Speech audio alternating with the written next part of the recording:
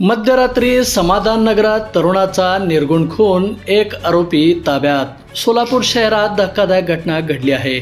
समाधान नगर परिसरात मध्यरात्री 2:30 वाजण्याच्या सुमारास एका तरुणाचा खून करण्यात आल्याची माहिती समोर आली आहे।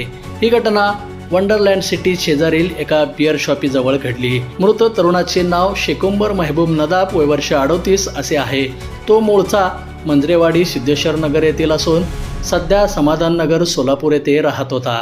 घटनेची माहिती मिळताच सोलापूर पोलिसांनी तात्काळ घटनास्थळी धाव घेतली। घटनास्थळी पंचनामा करण्यात आला असून पुढील तपास सुरू आहे। मिळालेल्या प्राथमिक माहितीनुसार पोलिसांनी या प्रकरणात आरोपीला ताब्यात घेतले आहे। नेमका खून कशासाठी झाला याचा तपास पोलीस।